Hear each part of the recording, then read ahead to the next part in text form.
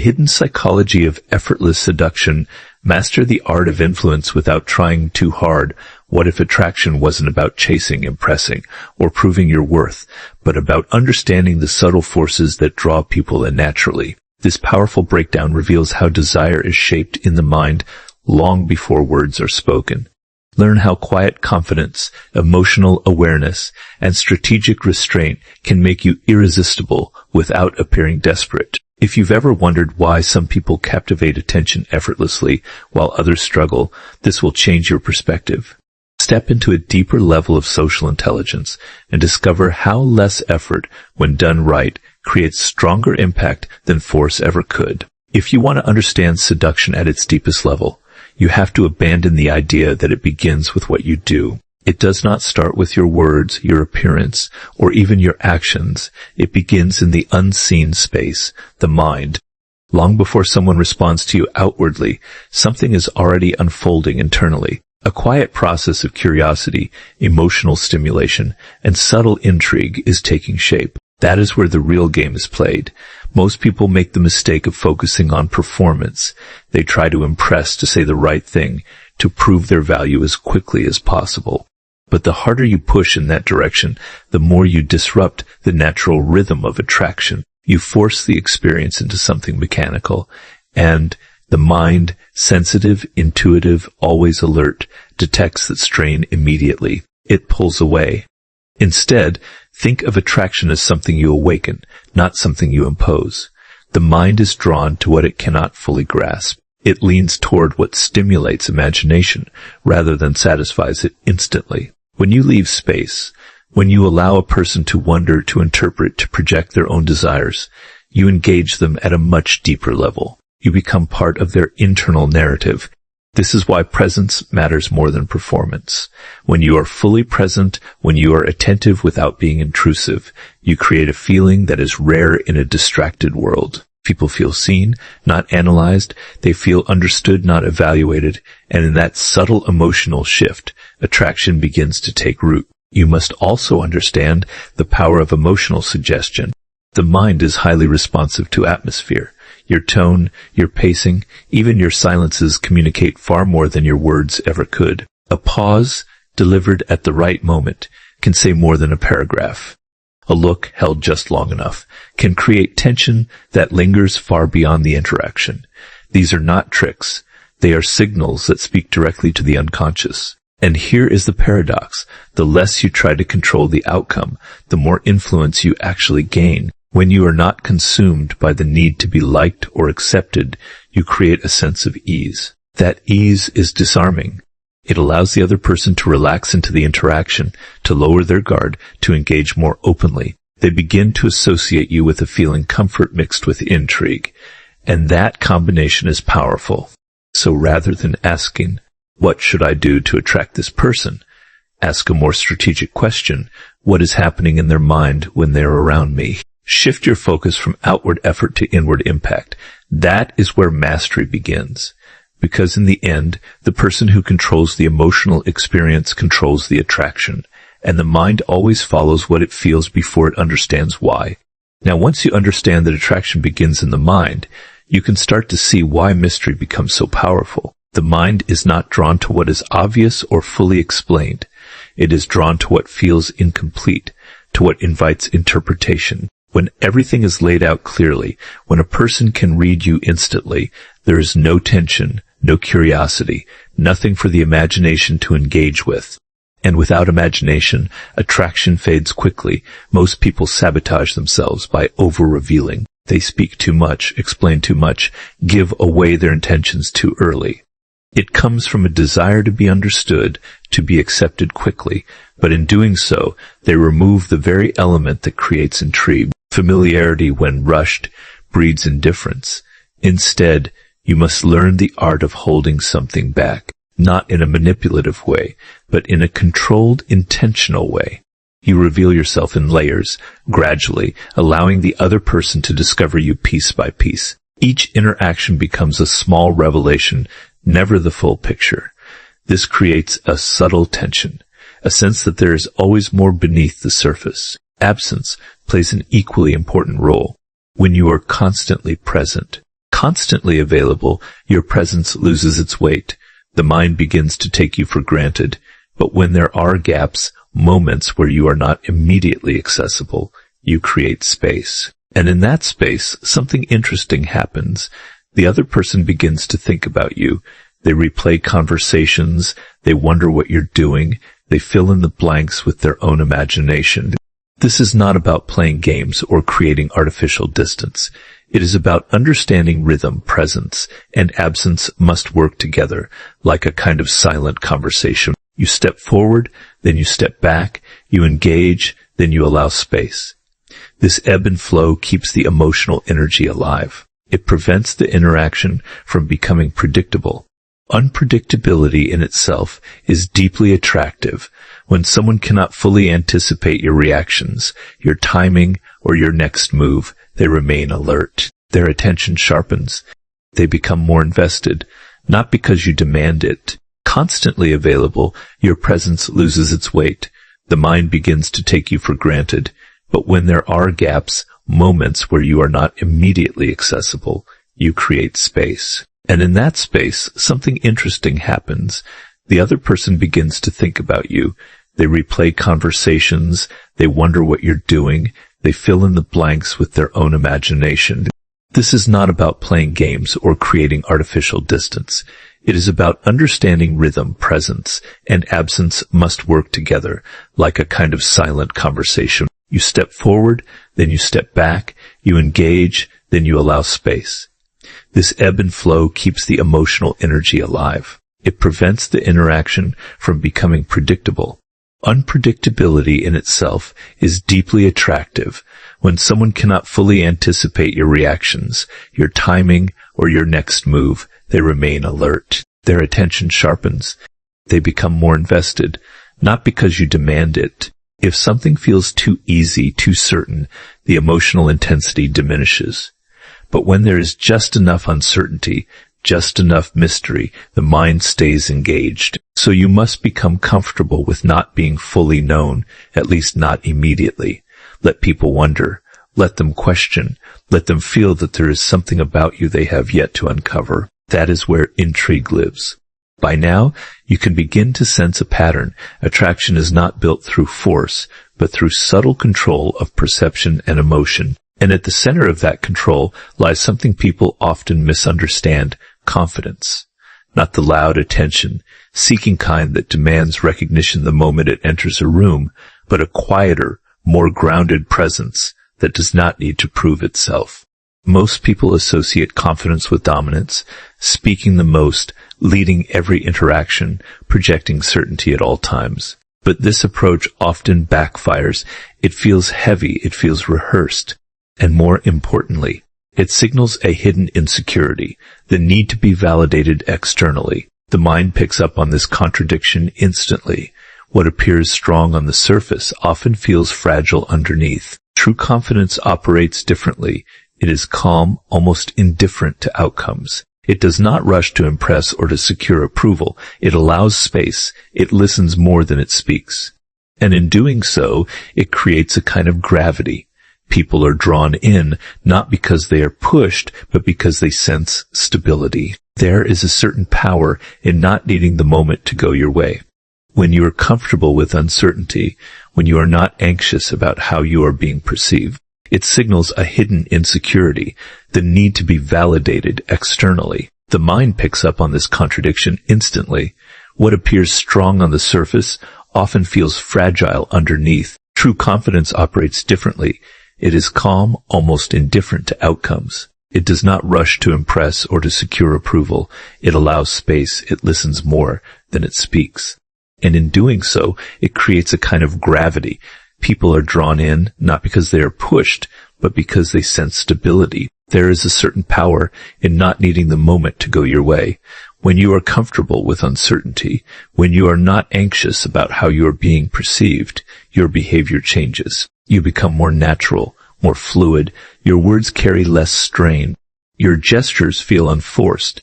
And this ease is deeply attractive because it suggests something rare, a person who is in control of themselves. This kind of confidence also gives you patience. You are not trying to accelerate the process. You are not trying to reach a conclusion as quickly as possible.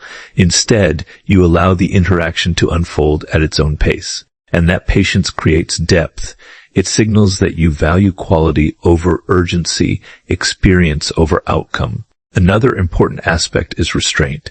The confident person does not feel the need to respond to everything, to react immediately, or to fill every silence. They are selective. They choose their moments, and this selectivity gives weight to their presence. When they do speak, it matters. When they do act, it is noticed. Compare this to someone who is constantly trying, constantly talking, constantly performing, constantly seeking attention. Over time, that energy becomes exhausting. It overwhelms the interaction. But quiet confidence does the opposite. It creates space for others to step forward, to engage, to invest emotionally. And this is where influence begins to shift. Instead of chasing attention, you begin to attract it. Instead of trying to hold interest, you allow others to bring their interest to you. It is a subtle but powerful reversal. You must also understand that confidence is not about perfection. It is not about having all the answers or never showing vulnerability. In fact, controlled vulnerability, when expressed without insecurity, can deepen connection. It shows that you are human but not dependent, open but not fragile. What matters is the underlying sense of self-possession, the feeling that you are grounded, that you are not easily shaken, that you do not need external validation to maintain your sense of worth. This stability creates trust, and where there is trust, attraction can grow more freely. So as you move forward, resist the urge to prove yourself. Let your presence speak before your words do. Let your calm replace your effort, because the most compelling confidence is the kind that doesn't need to announce itself. It is simply felt. As you begin to master presence, mystery, and quiet confidence, another layer reveals itself, one that separates surface-level charm from true, lasting influence. That layer is emotional intelligence, not the kind that is spoken about in abstract terms, but a very practical, almost strategic awareness of what others feel, often before they fully understand it themselves. Every interaction carries an emotional undercurrent. Beneath the words, beneath the gestures, there are subtle signals, hesitations, shifts in tone, fleeting expression. Most people miss these entirely because they are too focused on themselves, on what to say next, on how they are being perceived. But when your attention shifts outward, when you become deeply observant, you start to pick up on these details. And once you see them, you cannot unsee them. This awareness gives you an extraordinary advantage. You begin to understand what someone needs in the moment, not what they claim to want, but what they are quietly responding to. Some people are drawn to reassurance, others to challenge. Some want to feel understood, others want to feel excited, even slightly unsettled. These emotional preferences are rarely spoken, but they are always present. When you can identify these patterns, your interactions become more precise. You are no longer reacting blindly. You are responding in a way that feels almost intuitive to the other person. They cannot quite explain why they feel comfortable or intrigued or drawn to you, but they do, and that feeling is what anchors their attentions. But this is not about manipulation. It is about alignment. When you align your energy with another person's emotional state, you create resonance. Conversations begin to flow more naturally. Silences feel less awkward. There is a sense of being in sync, and that synchronization builds trust very quickly. At the same time, emotional intelligence requires restraint. Just because you can read someone does not mean you expose everything you see. In fact, revealing too much too soon can create discomfort. People need to feel that they are discovering themselves within the interaction, not being analyzed. So you guide subtly. You respond, you reflect, you amplify, but you do not overwhelm. There is also a deeper layer to this. When people feel emotionally understood, even in small ways, they begin to lower their defenses. The usual barriers, skepticism, hesitation, guardedness, start to dissolve. And in that openness, a stronger connection forms, not because you forced it, but because you created the conditions for it to emerge. This is why listening becomes one of your most powerful tools, not passive listening, but active, engaged attention. You listen not just to the words, but but to what is behind them, the tone, the pauses, the contradictions.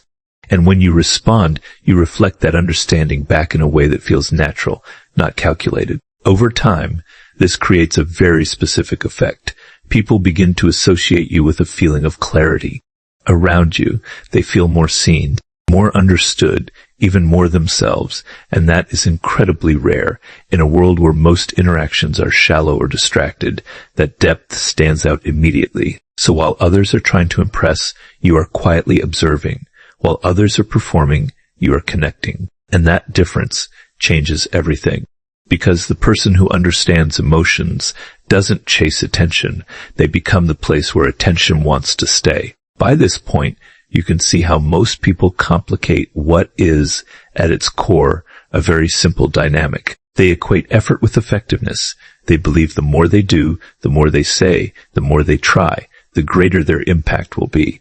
But in the realm of attraction, the opposite is often true. Excess effort does not amplify your presence, it dilutes it. When you overextend yourself through constant messaging, over-explaining, or trying to sustain attention at all times, you begin to lose something essential, tension. And without tension, there is no pull. The interaction becomes predictable, even exhausting. What once felt intriguing now feels available, and what feels too available quickly loses value. Restraint, on the other hand, creates contrast. It introduces rhythm.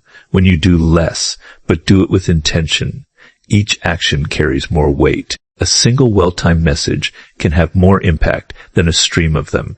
A brief moment of eye contact can linger longer than an entire conversation filled with noise. It is not about withholding randomly. It is about understanding timing. Timing is everything. Knowing when to step forward and when to step back determines how your presence is experienced. If you arrive too quickly, too intensely, you overwhelm the moment. If you withdraw too abruptly or too often, you break the connection. But when you find that balance, when your actions feel almost synchronized with the emotional flow, you create a kind of effortless harmony. This is where simplicity becomes powerful. Instead of trying to craft the perfect impression, you focus on the essential. Your words become clearer, your gestures more deliberate, your energy more focused. There is no excess to distract from the experience. And in that clarity, your presence becomes more memorable. Consider how rare that is. Most interactions are filled with unnecessary noise, people trying to fill silence, trying to maintain control, trying to avoid discomfort. But when you are comfortable doing less, you create space. And that space allows the other person to participate, to invest, to meet you halfway. There is also a psychological shift that happens here.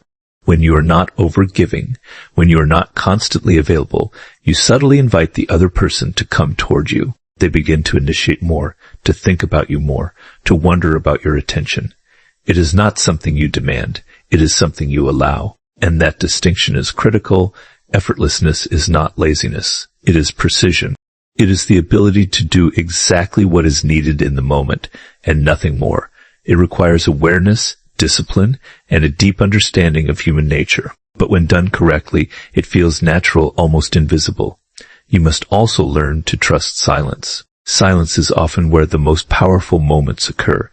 It gives the other person time to process, to feel, to become aware of their own reactions.